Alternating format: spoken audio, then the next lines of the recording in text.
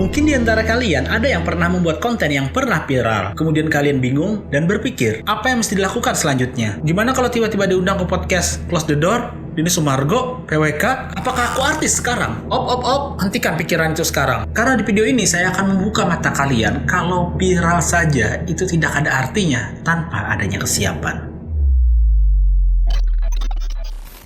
Halo semuanya, kembali lagi di channel Beautiful Life. Kali ini saya akan membahas tentang 5 hal yang mesti kalian lakukan setelah viral.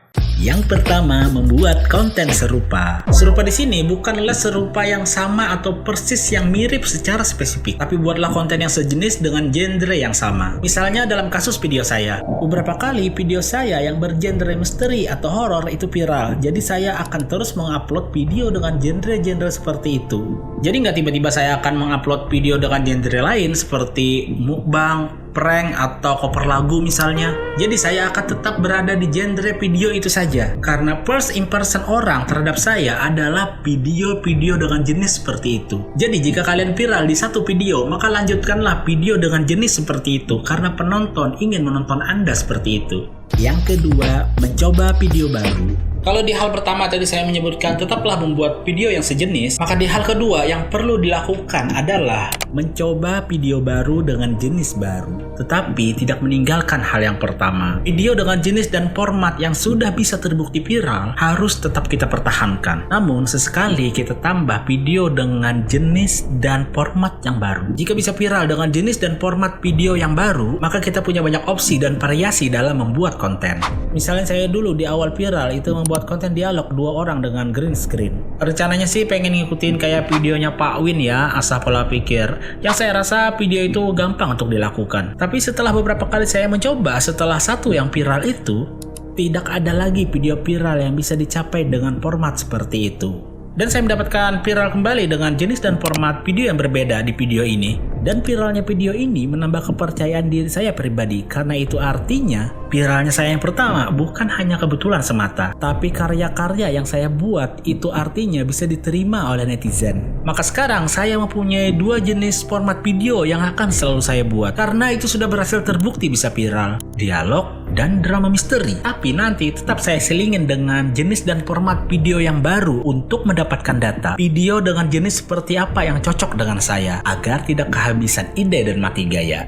Yang ketiga, menurunkan ego. Hentikan jenis dan format video jika dirasa gagal. Setelah kita mengetahui hal pertama dan hal kedua, di mana hal pertama kita diminta untuk melanjutkan video dengan jenis yang mirip, dan hal kedua kita diminta untuk mencoba dengan jenis yang berbeda. 1 dan 2 berjalan beriringan. Namun jika jenis dan format video baru yang kita coba kita anggap gagal, maka jangan egois dan idealis untuk melanjutkan video seperti itu. Dalam kasus saya 2 kali mencoba dengan gaya monolog seperti Gareth Vincent. 1 kali saya lempar kayaknya kurang. Tapi saya tetap penasaran. Akhirnya saya membuat video kedua dengan format yang sama seperti itu. Dan hasilnya sama, kurang memuaskan. Maka saya mencoba untuk menurunkan ego saya dengan menerima itu. Dan 2 video itu sepertinya adalah 2 video monolog terakhir saya. Karena itu artinya para penonton saya tidak ingin menonton saya dengan video dengan format seperti itu.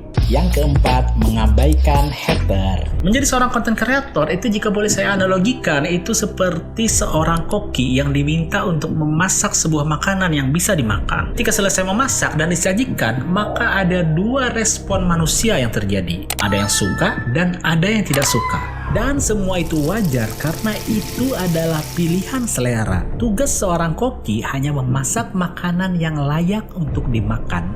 Masalah suka atau tidak suka itu bukan tanggung jawab si koki. Beda halnya jika sang koki memasak dengan bahan-bahan yang sudah basi, maka itu disebut makanan yang tidak layak untuk dimakan. Tapi jika sang koki sudah berusaha memaksimalkan kemampuannya dengan bahan-bahan makanan yang layak, maka tidak perlu sakit hati jika ada yang tidak menyukai masakannya. Atau sebagian yang lainnya ada yang menyukainya. Artinya kan ini masalah selera. Beda halnya jika semua orang tidak menyukai masakannya. Kayak misalnya kasus konten seorang pria yang ngasih sampah ke waria. Semua sepakat tidak ada yang menyukai video itu. Yang artinya sang koki memang memasak makanannya dengan bahan yang tidak layak untuk dimakan. Jadi jangan pedulikan hater, apalagi sampai berdebat di kolom komentar. Cukup baca dan jadikan saran dan kritik yang tidak perlu kita membela diri di konten yang sudah kita buat, tapi perbaiki di konten selanjutnya. Yang kelima, rendah hati dan mau menerima saran. Mengapa saya gunakan kata rendah hati bukan kata sombong yang saya gunakan? Karena menurut saya, orang yang videonya viral tidak pantas dan tidak akan mampu juga untuk sombong. Karena jika baru viral, biasanya belum mendapatkan apa-apa, belum menghasilkan sesuatu, kecuali dia sudah beberapa kali viral dan mempunyai banyak follower, sudah banyak endorsan, mungkin dia bisa sombong. Padahal semakin terkenal seseorang karena karyanya, harusnya dia akan semakin rendah hati. Jadi yang baru viral biasanya tidak sombong, tapi juga tidak berlaku rendah hati. Kayak misalnya kalau ketemu seseorang di kehidupan nyata misalnya, dan kita akan dibahas tentang video kita yang viral itu. Dan respon dia acuh tak acuh dengan hal itu, seakan dia tidak ingin membahas konten itu di kehidupan nyatanya. Padahal bagi orang lain, memberikan impresi secara langsung, itu mungkin lebih menyenangkan bagi dia daripada dia harus mengetik di kolom komentar. Jadi harusnya kita hargai dan berikan respon yang hangat kepadanya. Dan jika dia ngasih saran, maka terima dan ucapkan terima kasih. Karena mungkin itu bisa jadi membuat dia merasa dihargai karena dia sudah meluangkan waktu untuk menonton video kamu.